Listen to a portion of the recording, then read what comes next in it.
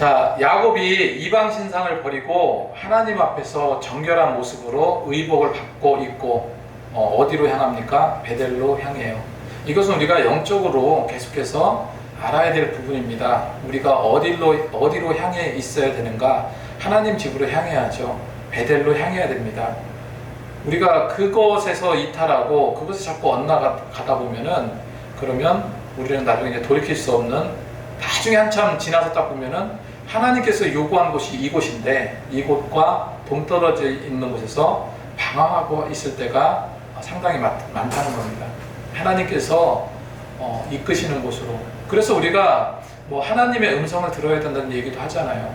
기도하고 또 더 민감하게 하나님께서 지금 이 상황에서 나한테 원하시는 것이 무엇인가, 이렇게 이제 생각하면서 나가는 것이 필요하죠.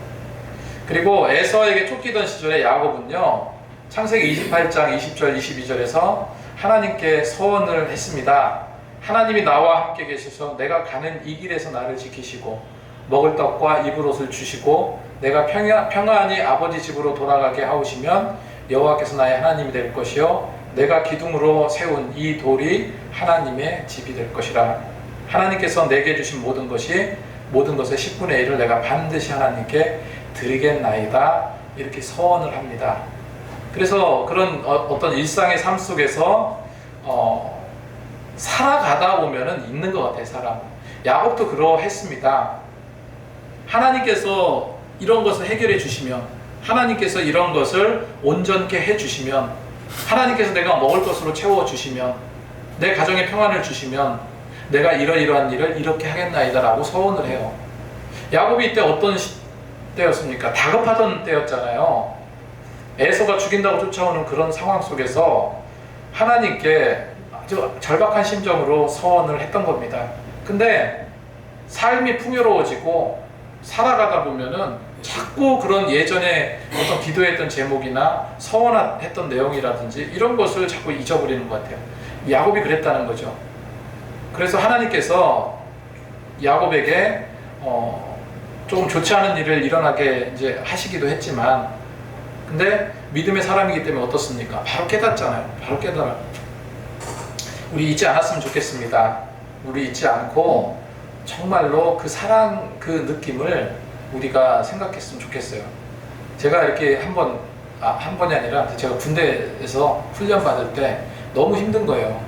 요즘에는 뭐 부대에서 밥을 먹는 시간을 뭐 한 1시간 이상 준다고 그러더라고요. 그거 자체가 놀라운 일이에요. 그리고 요즘에는 소대장이 삼겹살을 구워준대요. 부하들을. 그 얘기 듣고 또 놀랐어요.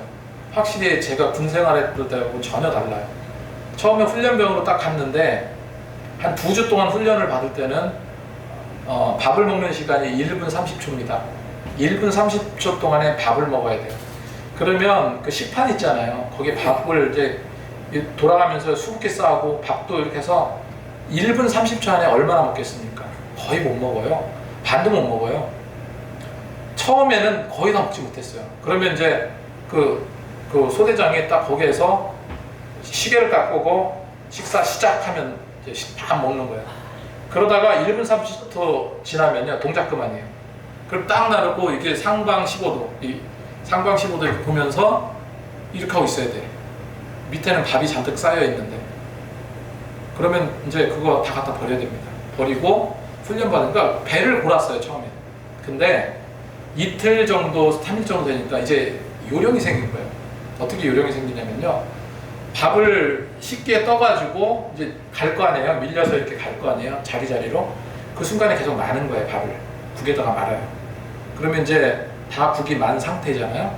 그러면 앉아서 이제 시간을 떼고 식사 시작하면은 밥을요, 씹을 시간이 없어요. 다 삼키는 겁니다. 다 삼키는 거예요. 그러면 1분 30초 안에 거의 한 70% 80% 먹을 수 있어요. 근데 이제 이건 이제 제가 얘기를 했지만, 한 번은 그때 이제 반찬으로 뭐가 나왔냐면은 갈치 2마리 구운 게 나온 거예요. 이렇게 두툼한 갈치가 있는데 밥은 어떻게 해서든지 먹겠는데 들고 가면서 생각을 하는 거죠. 야, 저거 갈치 저거는 가시도 있고 저거 먹기 힘들겠는데 어떡하지 이제 그 생각을 하면서 가다가 방법이 생각난 거예요. 막 먹다가 그 두 개를 야상 그 입고 있던 군복 주머니에 넣은 거예요. 갈치 두 마리를. 그렇게 하고 이제 저기 뭐야 초소에 돌아가면 이제 화장실 가는 것도 다 어떻게 해야 되냐면요. 보고하고 가야 되거든요. 화장실. 뭐 소변이 됐던 대변이 됐던 보고하고 가야 됩니다. 그 보고하고 가서 거기서 이제 화장실 안에서 뜯어먹던 그 시절이 있었어요. 근데 그게 그렇게 기억이 많이 남습니다. 근데 거기 군대 가서 이제 여러 가지 이제 뭐 이벤트도 그래도 나름대로 하고 그런데 그 저녁에 갑자기 뭐 꼬투리를 하나 잡아가지고요. 전체 완전 군장하고 연병대를 집합하는 거예요. 깜깜한 밤에 이게 잘 시간인데 와 정말 짜증나고 힘들었지만 선착순이 되니까 막 다급하게 나가서 했는데 거기서 뭐를 하냐면 일렬로 딱 하면서 자기 고향을 보라는 거예요. 자기 고향을 보면서 부모님을 생각하고 그 나실제 괴로움 그거 있죠.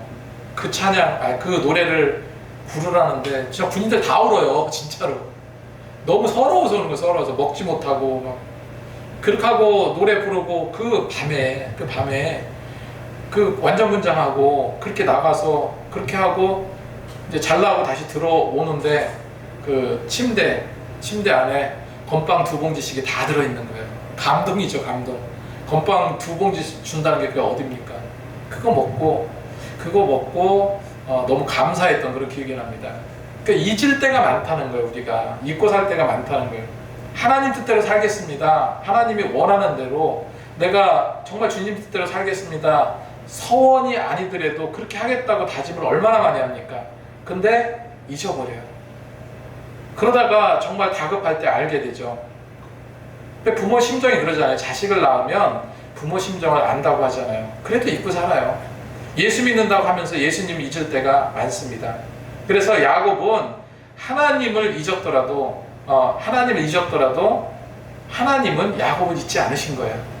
그래서 하나님은 어떻습니까? 너가 예전에 서원한 대로 너 신앙의 본 모습, 신앙의 원래 상태로 돌아와라. 그렇게 돌아오기를 원하셨다는 거죠. 그래서 베델에서 야곱은 아브라함과 이삭의 하나님만 섬기리란 그 소원을 하고 단을 쌓았다라고 기록하고 있거든요.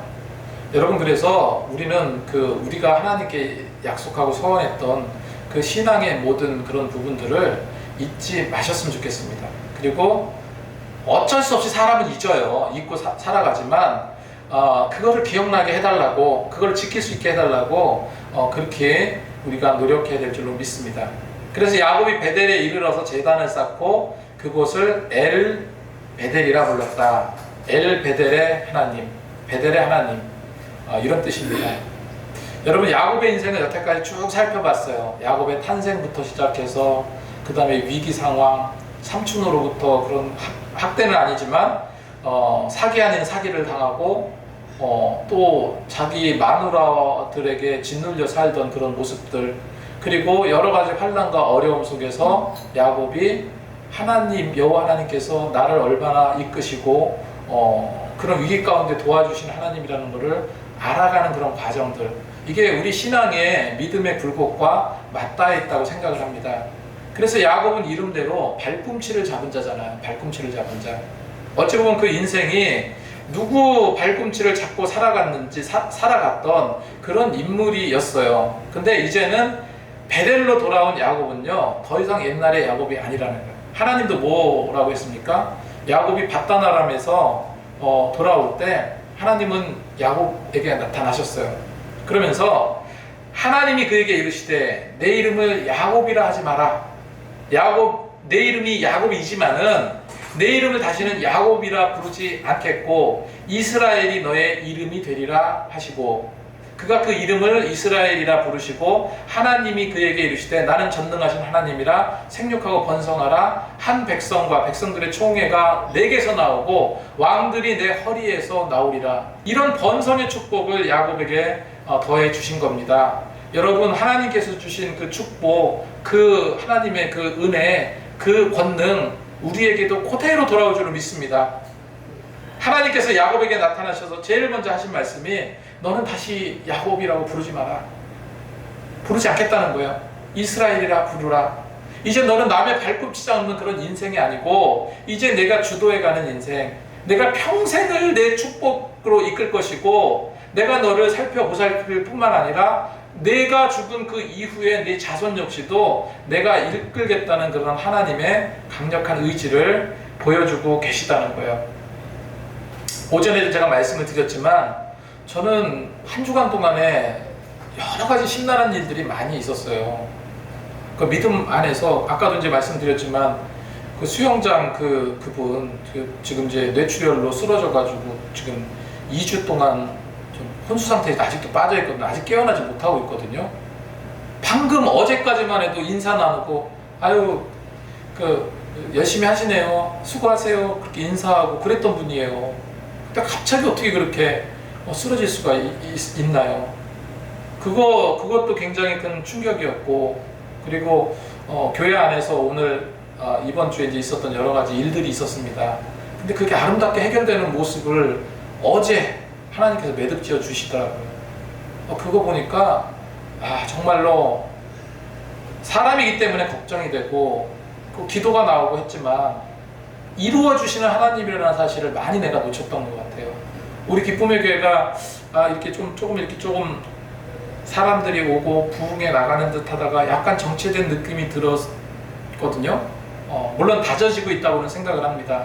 이랬을 때 하나님께서 정말로 우리를 잘 이끄실까? 정말로 하나님이 원하시는 부흥을 이끌어 가실까? 이런 생각을 할 때 사실 조금 인간적인 걱정이 앞섰던 게 사실입니다. 근데 지금은 또 하나님께서 또 힘을 주시더라고요. 여러분, 이처럼 우리가 예수를 믿고 거듭나면 더 이상 내 모습이 아니고 야곱을 다시는 이스라엘이라 부르지 않으겠다는 말씀처럼요, 하나님께서는 새롭게 계속해서 변화되기를 원하시는 거예요. 그걸 주님께서 원하십니다. 우리 인생이 야곱처럼 정말로 하나님께 붙들린 인생이 다 되시기를 간절히 소망합니다. 자, 그리고 창세기 35장 16절 이하 마지막 절까지는요, 세 가지 장면으로 나누어져 있어요. 이제 먼저 야곱이 가장 사랑했던 라헬이 베냐민을 낳고 죽는 장면이 나옵니다. 그래서 라헬이 난산으로 고생했다고 그랬잖아요. 그래서 16절에 보니까 그들이 베델에서 길을 떠나 에브랏에 이르기까지 얼마간 거리를 둔 곳에서 라헬이 해산하게 되어 심히 고생하여, 이렇게 기록하고 있어요. 그래서 라헬이 산고로 죽으려고 할 때 라헬이 뭐라고 불렀습니까? 갑자기 소리쳤어요. 베노니라고 불렀다. 베노니는 슬픔의 아들. 슬픔의 아들. 이런 뜻입니다. 그러니까 이제 자신이 죽게 되는 상황이다 보니까 슬펐겠죠. 그런 슬픔의 아들이라는 뜻이에요.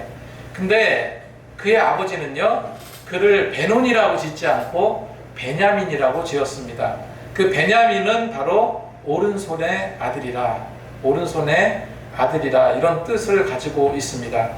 그리고 야곱의 아들들에 대해서는 23절에서 29절까지 기록을 하고 있거든요. 그래서 28절 이하의 내용을 보면 이삭이 180세의 마지막으로 죽고 그 아들 에서와 야곱이 그를 장사했다는 기록이 나옵니다.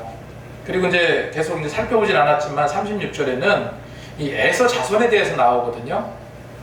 야곱과 에서잖아요. 그러니까 에서 자손에 대해서 나오는데 그 에서의 족속들이 에돔 족속입니다. 에돔의 족보가 쭉 나와요. 그리고 에돔 족보의 시조가 누굽니까? 에서예요. 그런 내용이 이제 36절 그 이하에는 나오고 있습니다. 그리고 세일 자손에 대해서 20절 이하로 나오는데 31절 이하에는 에돔의 왕들에 대한 기록들이 쭉 나오고 있습니다. 여기까지가 우리가 이제 야곱의 탄생부터 야곱의 이제 마지막까지 살펴봤습니다. 이제 성경은 그러잖아요. 창세기는 특별히 천지창조하고 인간의 타락에 대한 노아 방주 사건, 무슨 심판에 대한 내용 그 다음에는 아브라함과 이삭과 야곱입니다. 거기에 대한 내용이요. 그만큼 중요해요. 이게 모든 어떤 그 축복의 근원이 되는 하나님께서 선택하신 그 그들을 선택하셨을 때 어떻게 그들에게 복을 주시고 그들을 어떻게 신앙으로 훈련시키고 그들을 통해서 어떤 역사를 이루시는지를 성경은 보여주고 있거든요. 그래서 지금 이제 야곱에 대해서 살펴봤을 때 이게 지금 내 현재 살아가는 내 신앙의 상태에서 이러이러한 부분으로 이끌어 주시겠구나라고 생각하고 기도해야 됩니다. 이제 앞으로 이제 보게 될 요셉도 마찬가지예요. 요셉도 그의 삶이 어떻게 보면은 야곱도 참 험한 세상을 살았지만 요셉은 어떻습니까? 요셉은 정말로 소설 같은 그런 인생을 산 사람이에요. 그를 통해서 하나님께서 또 어떻게 요셉을 더 아름답고 멋지게 그의 삶을 이끌어 가셨는지 우리가 좀 다음 주부터는 살펴보도록 하겠습니다.